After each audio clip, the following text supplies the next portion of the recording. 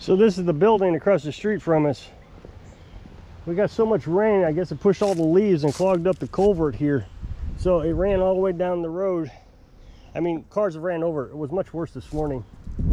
But there was even a couple logs here, you know, good sized limbs here that I picked up because, well, there's another one. This one's a little bit smaller. But I suppose I can walk over and show you the one I picked up earlier. So they wouldn't run over it. You know, my customers will park over here when they got a trailer. Let's see if I can find that. Yeah, it's right here. So that's how much water. They picked up that limb right there last night. The thing is nobody's flooded, so I don't know what exactly happened. It rained really hard for a minute. Well, maybe 10 minutes. I say a minute, but yeah, probably 10 minutes. There was hail involved.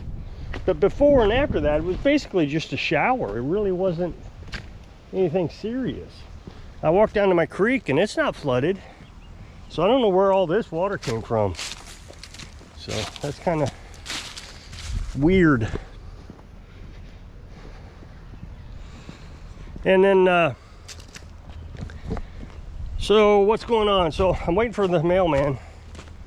The mailman is so frustrating. On the days that I need the parts on time, you know, I'm kind of planning my day on it. He shows up late. He's a half hour, maybe an hour late by now. I would like to be able to get this one finished. That's only a fuel line. It won't take long at all. And then I can get that one out of there, you know, 10 minutes and that one's done. Then I can get that zero turn in, get it going. It needs new tubes, a new belt, and a PTO. That shouldn't take too terribly long. The tubes will take the longest. But, you know, a couple hours on this. I'm going to get the parts on this, but I don't know if I'm going to work on it today. I might start that in the morning.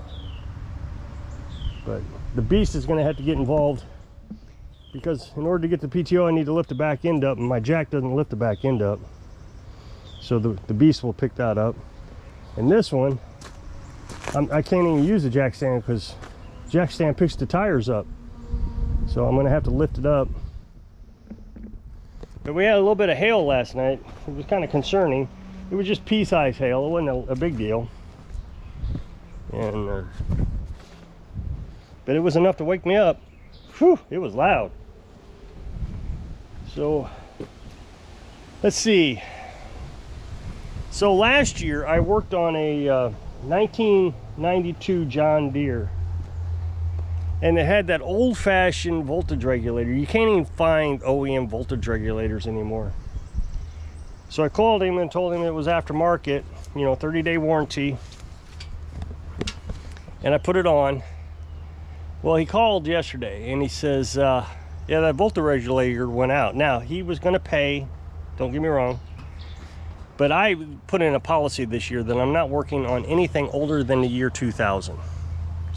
The parts are just not reliable. Most of the time you have to get on eBay and look for them through these shady characters. So I just don't want to do it anymore.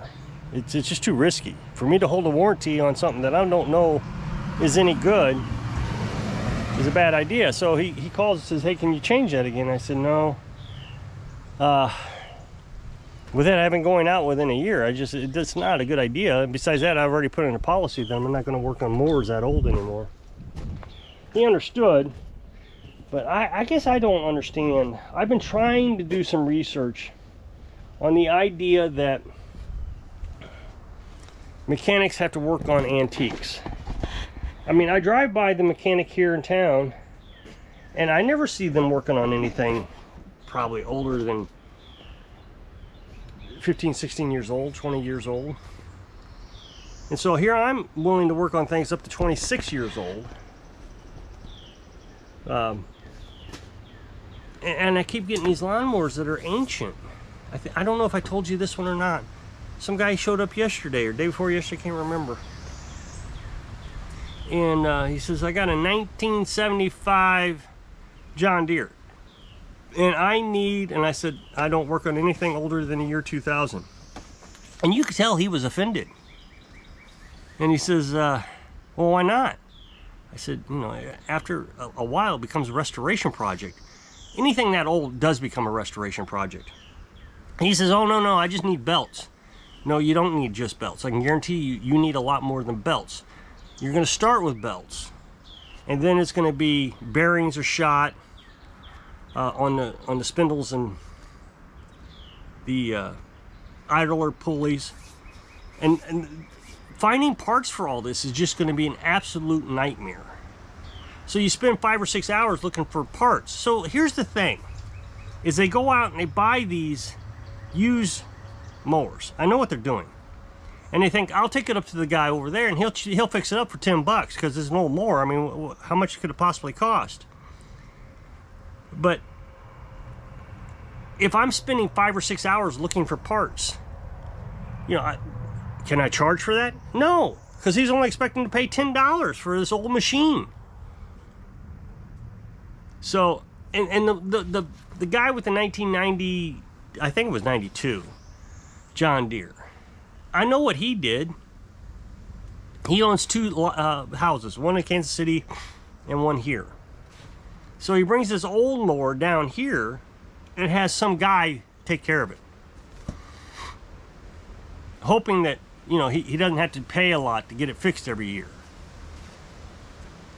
So he's got this fancy, probably zero turn up there at Kansas City, showing off to all his neighbors. But down here, he just needs an old piece of junk to knock down the weeds every now and then. But, you know, I can't do that because, what if that part failed 2 days after I put it on? It failed within a year, so it's quite possible. And then I got a call yesterday, Sunday, and that just aggravates me. I don't understand it. This is a repeat customer, and he says, will you work on my mower? The belts keep falling off. I said, sure, yeah. Okay, I'll be over shortly. Well, shortly to me is like, you know, he lives down the road. It's going to be half hour.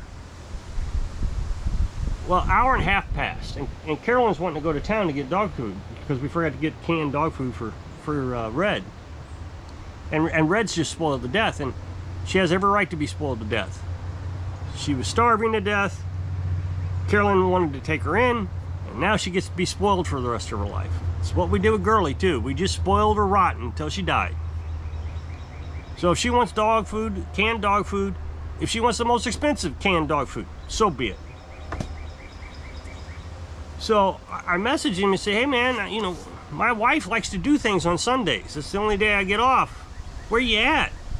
No response, no response, no response. So I waited another 20 or 30 minutes and I messaged him back and said, look, you can come tomorrow, Monday, between the hours of 6 and 4 and drop it off. I mean, no sooner did I say that, he says, well, can I just... So, I mean, he was ignoring me with the first text message. The second one, he says, can I just drop it off in your yard while you're gone? I said, no. He says, well, I'm not going to be back until next week, or I got to work all week, so I won't be able to do it until next week. And I said, that's fine. You can come in over Saturday in between 9 and 4, and just let me know when you're going to be here so I can still schedule pickups and deliveries. And I said, whoever's got the appointment gets the priority. So he says, okay, I'll let you know. He won't let me know. I'll be sitting around all day Saturday waiting for him. Unless, you know, of course, I am doing pickup and deliveries. I don't expect a lot of phone calls today. I might be wrong, but usually after a big rain like this, nobody calls. Of course, the ground's wet, but... And then I got a call, or no, somebody stopped in this morning. 6:30. Now I do open up at 6, so that's completely acceptable. I have no problems with that. I would actually prefer if they came in early. It just makes my day so much easier. So he stops in and he jumps out of the truck. Hey, how you doing? He says, I got an old Briggs & Stratton flathead I need a part for. And I said, before I even got into a conversation, I said, I don't sell parts. I don't sell anything. I just work on lawnmowers. He said, well, it's just a carburetor. Well, in order to have these kind of parts that he wants, I would have to have a warehouse, you know, the size of a stadium. It would be huge, and I just can't do it. Or I'd have to have a junkyard. And if you have a junkyard, you're not going to want to pull a carburetor off of it because it's going to be gummed up just as bad as the one he's got. So he wants an old new stock is what it's called. Means they don't make them anymore, but somebody's got them somewhere. And because he doesn't want to have to order it online. And I don't understand why anybody would think that some guy in this little town would have a warehouse that big. I don't know what they're thinking.